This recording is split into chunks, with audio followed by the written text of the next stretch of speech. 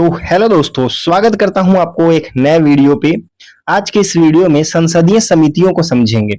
Indian polity की class होने वाली है। जितने भी पार्लियामेंट्री कमिटी है उसको एक लेक्चर में समझेंगे। यह वीडियो देखने के बाद आपको कोई दूसरा वीडियो देखने की जरूरत नहीं पड़ेगी। बस अंत तक, लास्ट तक हमारे वीडियो के साथ बने रहें। अगर बीच में छोड़ोगे तो आपको कुछ समझ में नहीं आएगा, सब खिचड़ी बन जाएगा। ठीक है। इसमें हम समझेंगे लोक लेखा या प्राक्कलन समिति को समझेंगे, सार्वजनिक उपक्रम समिति और विभागीय स्थायी समिति को समझेंगे। ठीक, इसके महत्व, कार्य, संरचना और उदाहरण सहित सभी बातों को समझेंगे। ठीक है। तो सबसे पहले चलते हैं संसदीय समितियां है क्या। ठीक है, उसको समझ लेते हैं। तो देखिए, संसद के कार्य अत्यधिक विस्तृत और जटिल होते हैं। इसीलिए संसद को अपने कर्तव्यों को पूरा करने के लिए अनेक समितियों द्वारा सहायता प्रदान की जाती है। ठीक है। और दूसरी बात ये आता है कि सहायता का कारण क्या है। और भारत के संविधान में अनेक स्थानों पर इन समितियों के संबंध में प्रावधान किया गया है। ठीक। और लेकिन संविधान में इनके कार्य, देखिए इनके कार्य, इनकी संरचना और इनके गठन के संबंध में कोई विशिष्ट प्रावधान नहीं किया गया है। याद रखिएगा, इनके कार्य, संरचना और गठन के संबंध में कोई प्रावधान नहीं किया गया है। समझ में आ गया। सबसे पहले चलते हैं संसदीय समितियों में और बात समझ लेते हैं इसमें क्या है। तो संसदीय समिति एक ऐसी समिति है जो क्या होगा, उसकी नियुक्ति और निर्वाचन उस सदन का पीठासीन अधिकारी करता है। कौन करता है? तो पीठासीन अधिकारी। पीठासीन अधिकारी कौन होता है? तो जैसे लोकसभा में स्पीकर होते हैं, स्पीकर। ठीक है। और राज्यसभा में सभापति होते हैं। सभापति कौन होते हैं राज्यसभा के? तो जो उपराष्ट्रपति होगा, वाइस प्रेसिडेंट होगा, वही राज्यसभा का सभापति होगा। ठीक है। तो यहाँ पे दो बातें मिलेगी। पहले उसकी नियुक्ति कौन करेगा और निर्वाचन कौन करेगा? तो उस सदन का पीठासीन अधिकारी करता है। ये समितियां पीठासीन अधिकारी के नियंत्रण और निर्देश में कार्य करती है, जितने भी कमिटी बनेगा। तो समझते हैं कि संसदीय कमिटी समितियों का वर्गीकरण। तो समझिए कि आएगा कि दो प्रकार के होते हैं मेनली। पहला जिसको कहते हैं स्थायी समिति, यानी कि परमानेंट कमिटी या फिर स्टैंडिंग कमिटी भी कहते हैं। सेकंड जो रहता है उसको कहते हैं एड हॉक कमिटी, यानी कि तदर्थ समिति। देखिए, जो परमानेंट सब कमिटी होते हैं, ये समितियां स्थायी रूप से गठित की जाती है और लंबे समय तक कार्य करती है। लेकिन जो तदर्थ यानी कि एड हॉक कमिटी है, ये समितियां विशेष कार्य के उद्देश्य के लिए अस्थायी रूप से गठित की जाती है और काम पूरा होने पे क्या हो जाता है, ये समितियां खत्म हो जाती है। ठीक है। तो सबसे पहले समझते हैं स्थायी समितियां में कौन कौन समिति आती है और तदर्थ समिति में कौन कौन सी समितियां आती है। ठीक है। देखिए, स्थायी समितियों में सबसे पहला जो है फाइनेंशियल कमेटी और दूसरा अदर कमेटी, है ना। दो पार्ट में डिवाइड करके देखते हैं, वित्तीय समिति और अन्य समितियां। तो वित्तीय समिति में कौन कौन आता है? सबसे पहले समझेंगे लोक लेखा समिति, प्राक्कलन समिति और लोक उपक्रम या फिर सार्वजनिक उपक्रम समिति, जिसको कहते हैं public account committee, estimate committee, और एक होता है कमिटी ऑन पब्लिक एंटरप्राइजेस या फिर पब्लिक अंडरटेकिंग। समझे। एक होता है अंडर अदर कमिटी, जिसको कहते हैं सरकारी आश्वासन समिति। दूसरा होता है अधीनस्थ विधायन समिति, इसको कहते हैं कमिटी ऑन सबऑर्डिनेट लेजिस्लेशन। तीसरा आता है बिजनेस एडवाइजरी कमिटी, जिसको कार्य संचालन समिति कहते हैं। चौथा होता है एथिक्स कमिटी, इसको आचार समिति कहते हैं। समझ में आ गया। समझेंगे कि ये क्या होता है। एक बात देखिए, इस समितियों का काम क्या है ये समझते हैं। तो आप एक बात पढ़े होंगे, सीएजी के बारे में सुने होंगे। इसको कहते हैं हिंदी में नियंत्रक एवं महालेखा परीक्षक, इंग्लिश में कहते हैं कंप्ट्रोलर ऑडिटर जनरल। इसका काम क्या होता है? ऑडिट करना होता है, यानी खातों की जांच करना होता है। ठीक है। और ऑडिट कितने प्रकार के होते हैं? तो तीन प्रकार के रिपोर्ट, जैसे जब जांच करेगा तो तीन प्रकार के रिपोर्ट पेश करेगा। कौन कौन सा? सबसे पहला आता है रिपोर्ट ऑन एप्रोप्रिएशन अकाउंट, यानी कि इसमें क्या होगा, तो खर्च का रिपोर्ट रहेगा। दूसरा रिपोर्ट ऑन फाइनेंस, इसमें टैक्स से रिलेटेड रिपोर्ट रहेगा।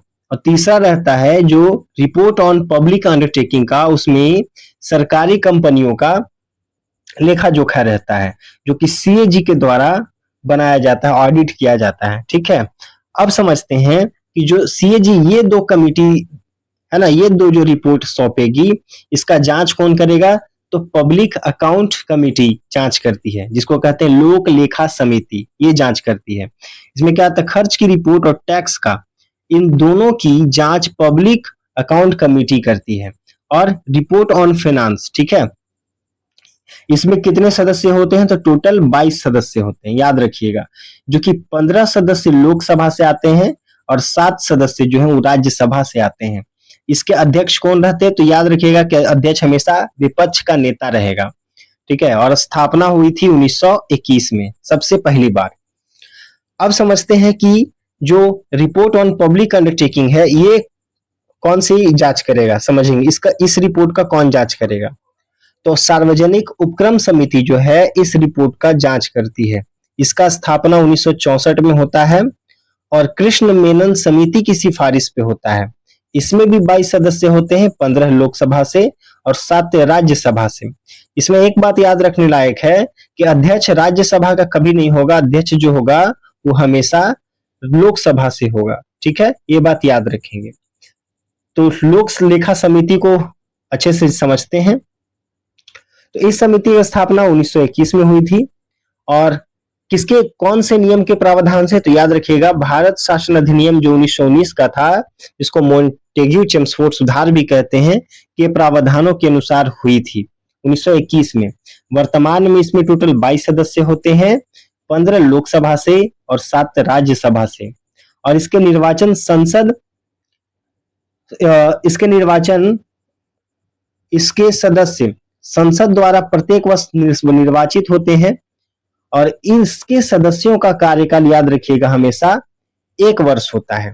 ठीक है, और एक बात और याद रखना है कि किसी मंत्री को इस समिति का सदस्य नहीं बनाया जाता है।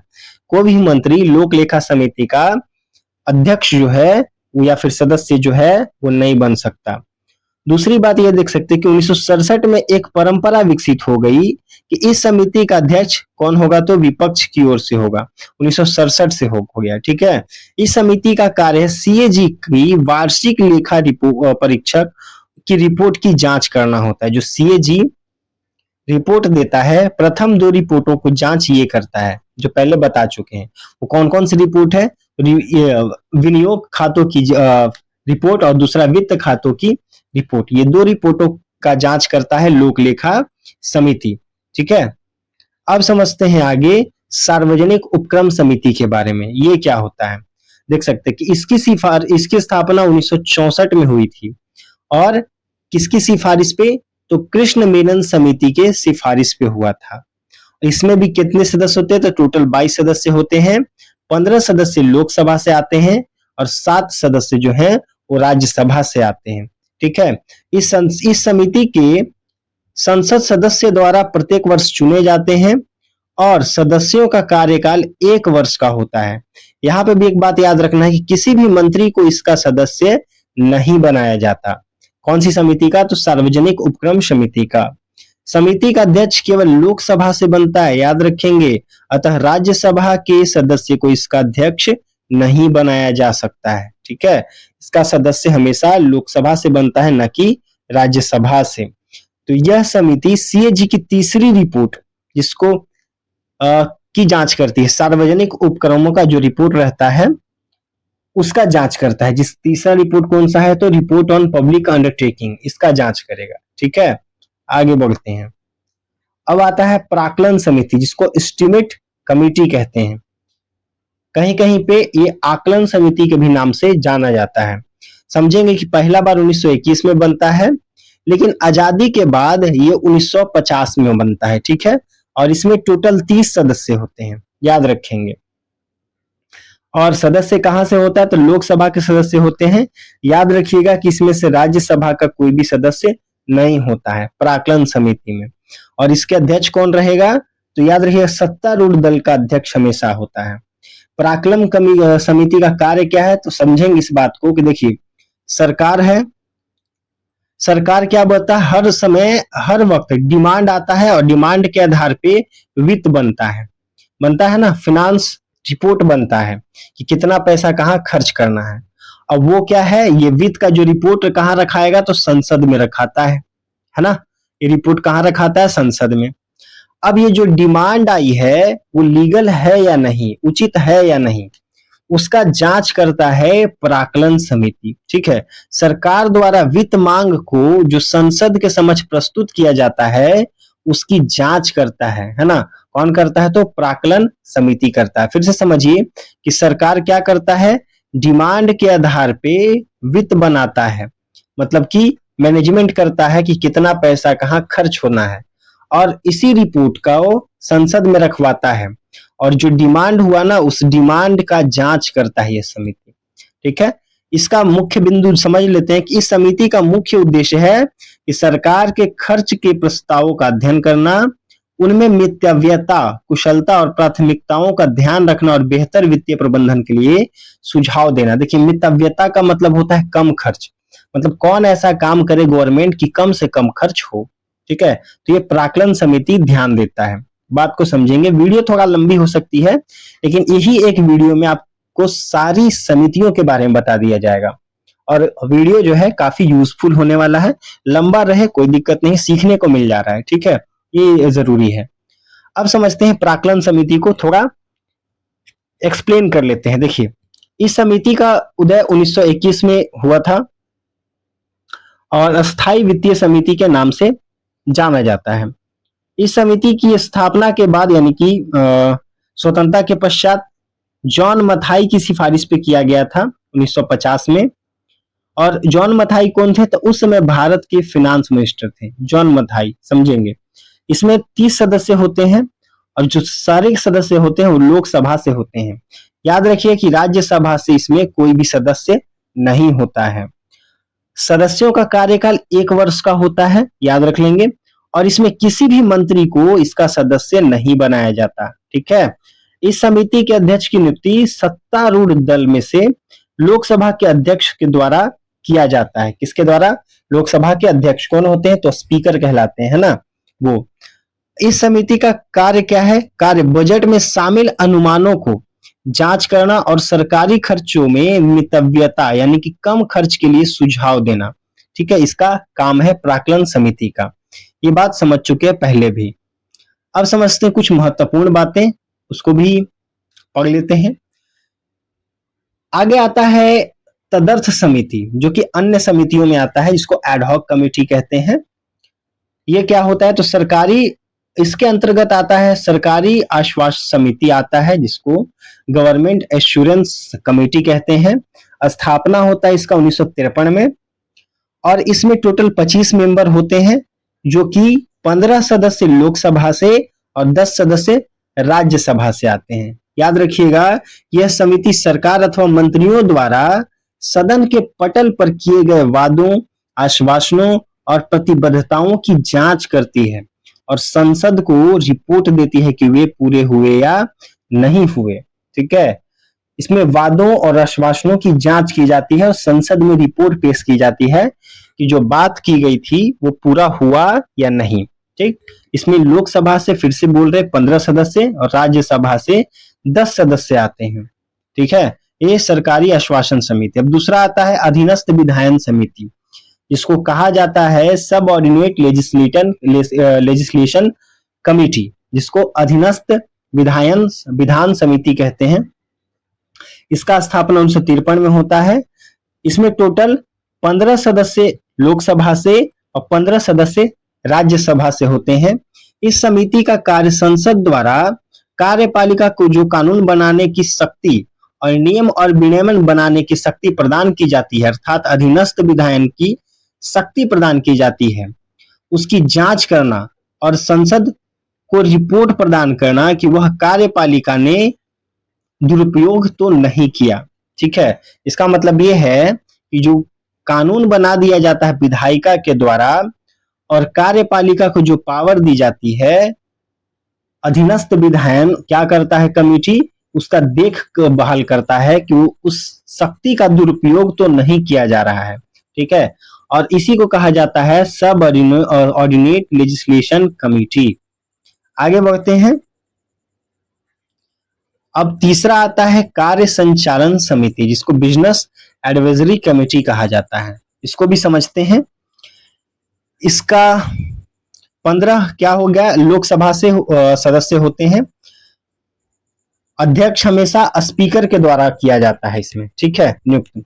और 11 सदस्य जो रहेंगे वो राज्यसभा से होते हैं और वहां के सभापति की सदस्यों की नियुक्ति करेगा। ठीक। इस समिति का कार्य सदन के कार्यक्रमों को, समय सारणी को निर्धारित करना है। ठीक। जो सदन में कोर्ट कार्यक्रम कब चलेगा, समय सारणी, इसका निर्धारण करेगा ये बिजनेस एडवाइजरी कमेटी, ये करेगा। ठीक है। और इस समिति में स्पीकर सहित कुल 15 सदस्य होते हैं लोकसभा से, और राज्यसभा से सभापति सहित कुल 11 सदस्य होते हैं। और दोनों सदनों में पीठासीन अधिकारी ही इसके अध्यक्ष होते हैं, याद रखेंगे। ठीक है। यह समिति सदन के कार्यों को बेहतर संचालन, समय प्रबंधन और सुचारू कार्रवाई के लिए बनाई गई है। यह समिति यह सुनिश्चित कराती है कि सदन का कामकाज व्यवस्थित और प्रभावी तरीके से हो सके। ठीक है। और याद रखिएगा कि यह समिति डेट फाइनल नहीं करता है। एक बात याद रखिएगा, डेट फाइनल ये नहीं करेगा, बाकी सारा देख रख ये करेगा। अब चौथा आता है आचार समिति, जिसकी स्थापना राज्यसभा में तो 1997 में हो गई थी, लेकिन लोकसभा में 2000 में हुई है। ये क्या काम करता है, तो यह दुर्व्यवहार के मामलों की जांच करता है। ठीक है। और सदस्य फिक्स नहीं होते हैं, पीठासीन अधिकारी जरूरत के हिसाब से बनाते हैं, जब जितना जरूरत पड़ गया। इसका उद्देश्य क्या है, तो संसद सदस्यों के आचरण और एवं मर्यादा को बनाए रखना, ये देखते हैं ये। और आगे चलते हैं, डिपार्टमेंटल स्टैंडिंग कमेटी, जिसको शॉर्ट में डीएससी कहते हैं, हिंदी में विभागीय स्थायी समिति कहा जाता है। इसका कार्य क्या है, तो सरकारी मंत्रालयों पर नजर रखना और यह देखना कि सभी सरकारी मंत्रालय सही से काम कर रहे हैं या नहीं। इसकी स्थापना हुई थी 1992-93 में। जब शुरुआती में स्थापना हुआ था तो इसमें 17 विभागीय स्थायी समिति थे, यानी कि डीएससी थे, लेकिन बाद में 2004 में इसमें 7 और जोड़ दिया गया, तो टोटल हो गया 24, यानी कि अभी टोटल 24 डिपार्टमेंटल स्टैंडिंग कमेटी हैं। याद रखिएगा कि इसमें टोटल 31 सदस्य होते हैं, मतलब कि हर एक समितियों में, जैसे टोटल 24 समिति हैं और हर एक समिति में 31 सदस्य होते हैं। 31 में से 21 सदस्य लोकसभा से आएंगे और 10 सदस्य जो रहेंगे वो राज्यसभा से आएंगे, याद रखेंगे। नहीं समझ में, एक बार फिर से बता दे रहे कि पहली बार 1992-93 में हुआ था, जिसमें सारा 17 हुआ करते थे, 17 डिपार्टमेंटल स्टैंडिंग कमेटी हुआ करते थे, लेकिन 2004 में 7 और जोड़ दिया गया। अब टोटल 24 हैं, 24 कमिटियां हैं। ठीक है। 24 में हर एक में कितने सदस्य होते हैं, तो 31 सदस्य होते हैं सभी में, और 21 जो है वो लोकसभा से आएगा और 10 जो है सदस्य राज्यसभा से आएगा। याद रखिएगा कि 24 समितियों में से 16 समिति को लोकसभा के कंट्रोल में काम करता है और 8 जो है वो राज्यसभा के कंट्रोल में काम करता है। ठीक है, ये बात याद रखेंगे। अब समझते हैं विभागीय स्थायी समिति को, डिटेल में समझते हैं पूरी बात को। वो तो एक माइंड मैप था, लेकिन यहाँ पे पूरी बात समझते हैं। देखिए, 17 विभागीय स्थायी समिति 1993 में संसद में स्थापित की गई थी। 2004 में 7 और विभागीय स्थायी समितियों को स्थापित कर गई। अब इन समितियों की संख्या 17 से बढ़कर के कितनी हो गई है, 24। ठीक है, 24 विभागीय समितियों के अंतर्गत सभी मंत्रालय और विभाग आते हैं और प्रत्येक विभागीय स्थायी समिति में 31 सदस्य होते हैं, 21 लोकसभा से और 10 राज्यसभा से। ठीक है, और हर एक समितियों में कितने सदस्य होते हैं, तो 31 सदस्य होते हैं। ठीक है, याद रखिएगा। देखिए, मंत्री सदस्य नहीं बन सकते हैं, किसी भी मंत्री को विभागीय समितियों का सदस्य नहीं बनाया जा सकता। कार्यकाल 1 वर्ष का होता है। प्रत्येक विभागीय स्थायी समिति का कार्यकाल कितने वर्षों का होता है, तो 1 वर्ष का होता है। इन समितियों का मुख्य उद्देश्य सरकार की संसद के प्रति जवाबदेही सुनिश्चित करना होता है। ठीक है, ये बात है। अब समझते हैं महत्व क्या है इसका। तो ये समितियों बजट, नीतियों, कार्यक्रमों और प्रशासन के गहन जांच कर संसद की चर्चा में महत्वपूर्ण योगदान देती है। तो हमारा आज का वीडियो यहीं तक होने वाला था। आशा करते हैं कि आपको ये सारी बातें समझ में आई होगी। एक ही वीडियो में 20 मिनट का वीडियो है। सारा जितना भी पार्लियामेंट्री कमेटी थे, संसदीय समितियां थी, वो समाप्त हो जाती है।